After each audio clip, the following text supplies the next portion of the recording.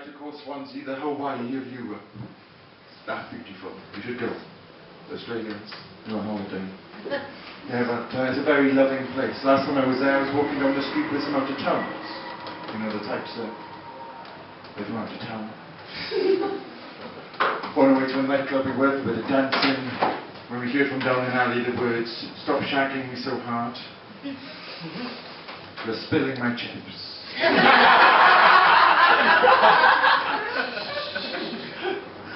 And I thought, this is bad, isn't it? It reinforces the negative stereotypes of Swansea women in front of the out-of-towners. But they cannot multitask. And how was this playing out, you know? Because I'm assuming she was on all fours. But did he have chips too? Was he spilling his too? Were they having sex in a shower of deep-fried complex carbohydrates? You know, kind of like a life-size working-class snow globe.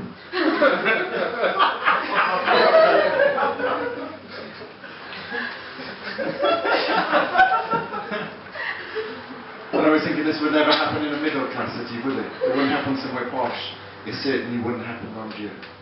No matter how hard you shag someone, you can't spill hummus.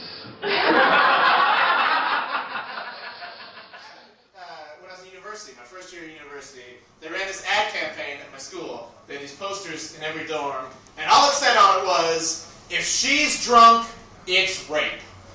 Which is not an okay thing to tell. Like, I know they're trying to get it, because like, sometimes girls have too much to drink, and guys take advantage of them, and fuck those guys, they're shitty guys, kill them. But you can't say if she's drunk. You say, "I'm 17 years old, I'm fat, I'm awkward, I'm sweaty. You want me to seduce a sober girl?" I can't even look one in the eye, for fuck's sake.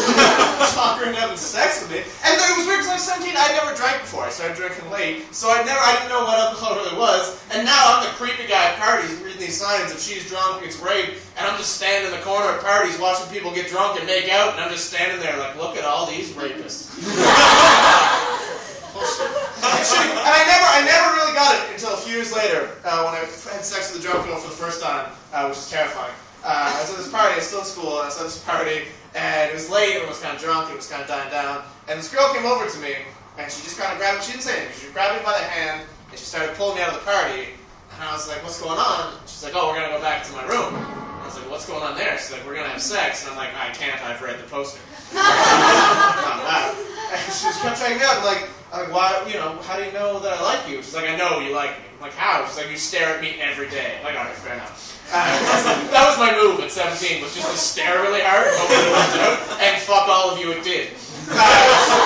So she's dragging me to this party, and I'm fighting her the whole way. I'm like, "We can't do this is wrong." And she drags me all the way back to her room, and she sits me down, and I'm trying to be serious at this point. I'm like, "Look," I stop her, I'm like, I really like you, I do. I'd love for us to do this at a better time, but this is not appropriate. I'm going to leave. And I wasn't ready for it.